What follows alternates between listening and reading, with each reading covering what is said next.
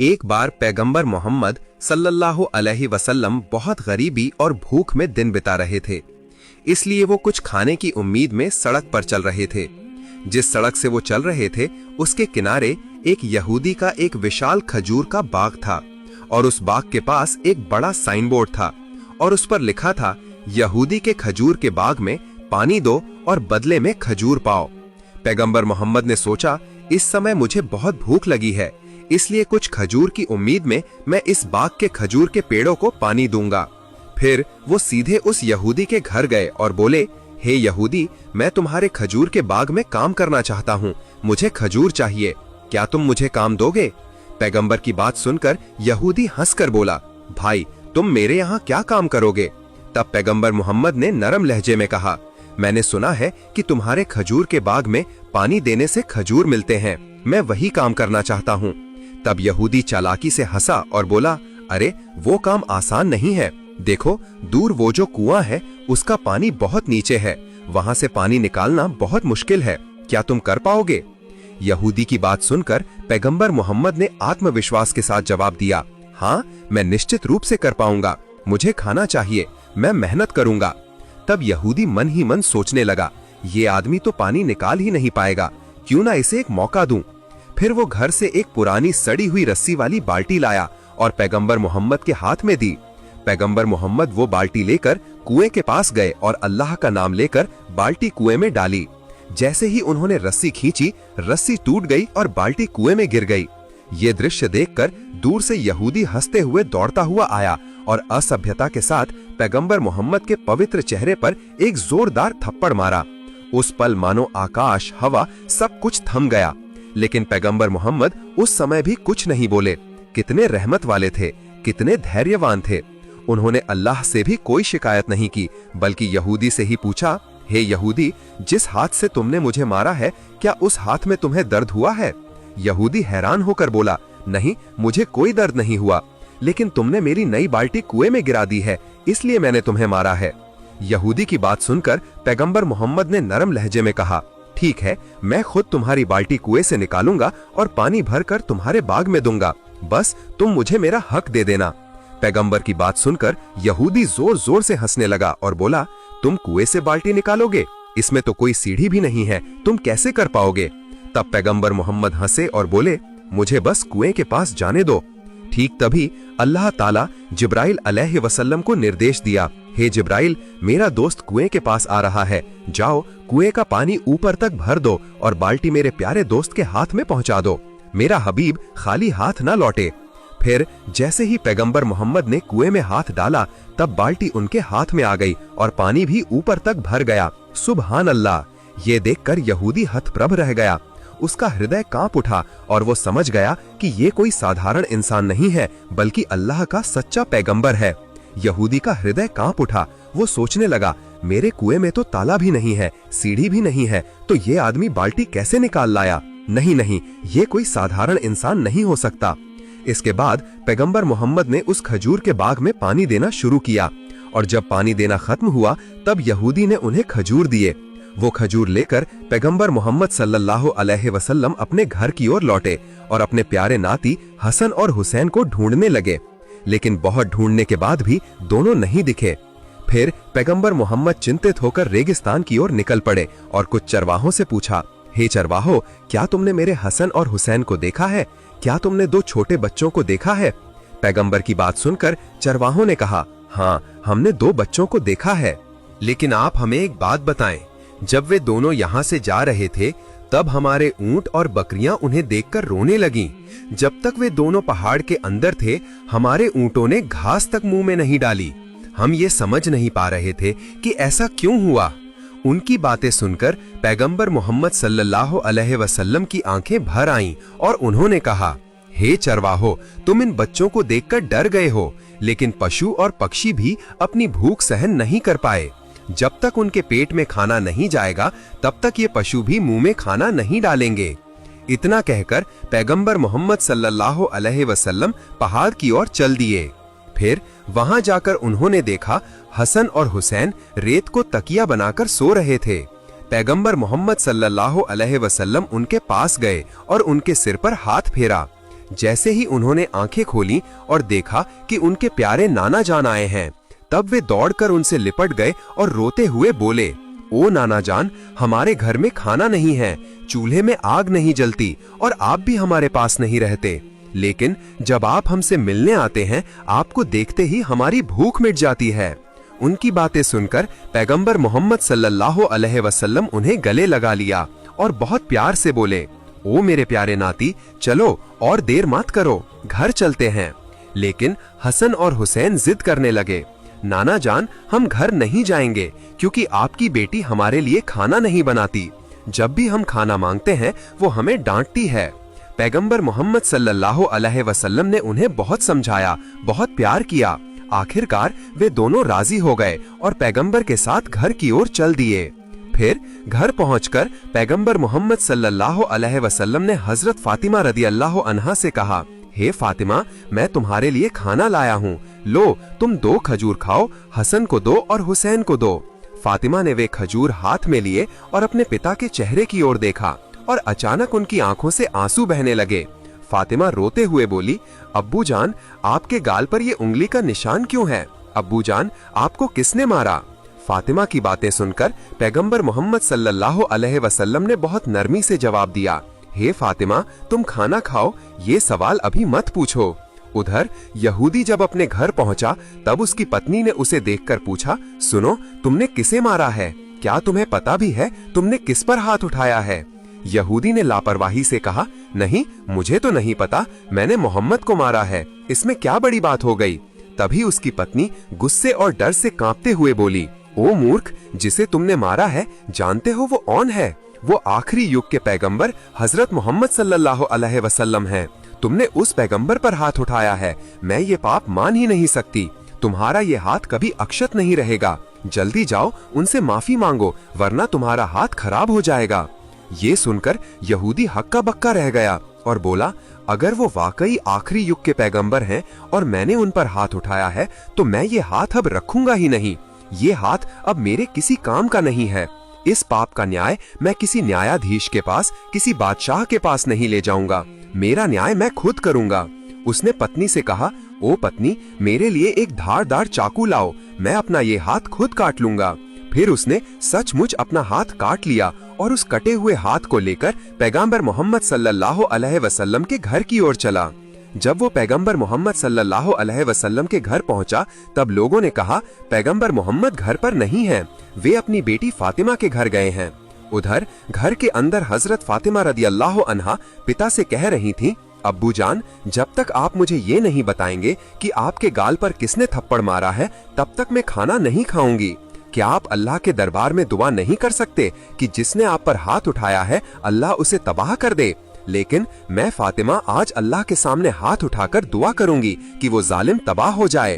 तब पैगंबर मोहम्मद सल्लल्लाहु अलैहि वसल्लम ने बहुत प्यार से कहा, ओ मेरी बेटी फातिमा, मैं क्रोध का पैगंबर नहीं हूँ, मैं रहमत का पैगंबर हूँ, मैं माफ करने का पैगंबर हूँ, बदला लेने का पैगंबर नहीं हूँ। उन्होंने मुझे पहचाना ही नहीं, ना पहचानने के कारण मारा है। ठीक उसी समय घर के बाहर से आवाज आई, हे मोहम्मद, घर पर हैं? फातिमा ने कहा, अब्बू जान, कोई आपको बाहर से बुला रहा है। तब पैगंबर मोहम्मद सल्लल्लाहु अलैहि वसल्लम बाहर आकर देखा वो यहूदी खड़ा है, उसके हाथ कटे हुए हैं और खून बह रहा है। वो यहूदी रोते हुए बोला, या रसूल सल्लल्लाहु अलैहि वसल्लम, मुझे माफ कर दीजिए, मुझसे बहुत बड़ा पाप हो गया है। नबी मोहम्मद सल्लल्लाहु अलैहि वसल्लम ने पूछा, ओ यहूदी, तुम्हें क्या हुआ है? यहूदी कांपते हुए बोला, हे अल्लाह के रसूल, मैंने गलती से आप पर हाथ उठाया था। इसका न्याय मैंने किसी इंसान को नहीं दिया, मैंने खुद ही कर लिया है। मैंने अपने हाथ काट लिए हैं, क्योंकि जिस नबी के शरीर पर मक्खी तक नहीं बैठती उस नबी पर मैंने हाथ उठाया था, इसलिए मैंने अपने हाथ खुद ही काट लिए हैं। नबी मोहम्मद सल्लल्लाहु अलैहि वसल्लम ने यहूदी से कहा, हे यहूदी, तुम्हें अपने हाथ काटने की क्या जरूरत थी? मैंने तो तुम्हें पहले ही माफ कर दिया है। नबी की बात सुनकर यहूदी की आंखों में आंसू आ गए और कांपते हुए बोला, हे नबी, आपके जैसा इंसान इस दुनिया में और कोई नहीं है। इतना बड़ा गुनाह करने के बाद भी आपने मुझे माफ कर दिया।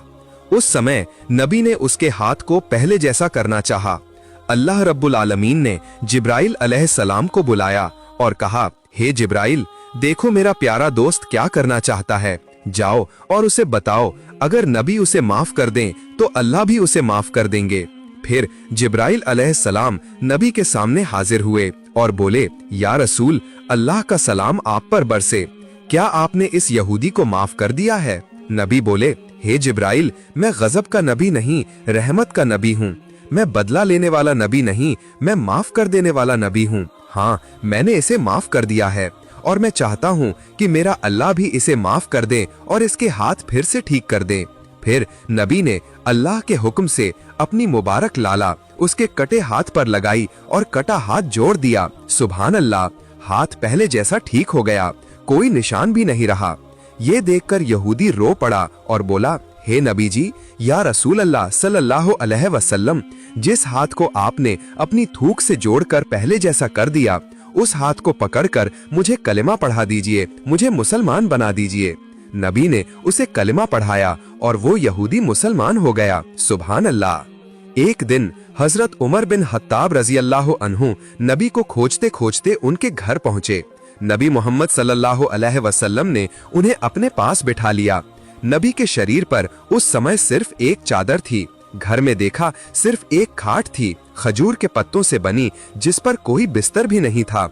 एक कोने में थोड़ा आटा रखा था और दूसरे कोने में पशु की खाल से बनी पानी की मश्क। हजरत उमर जब ये सब दृश्य देखे तो उनका मन भर गया। उनके मन में प्रश्न जागा, ये कैसे हो सकता है? रसूल अल्लाह सल्लल्लाहु अलैहि वसल्लम अल्लाह के प्यारे नबी और उनके घर में इतनी कमी, इतनी कठिन परिस्थिति, खाली खाट पर सोने के कारण उनकी पीठ पर निशान पड़ जाते हैं, जबकि वे दो जहान के बादशाह हैं। फारस और रोम के काफिर बादशाह ऐश्वर्य और आराम में रहते हैं, उनके पास सब कुछ है, लेकिन अल्लाह के रसूल के पास इतना भी क्यों नहीं है? उनके चेहरे पर उदासी देखकर नबी ने पूछा, हे उमर, तुम्हें क्या हुआ है?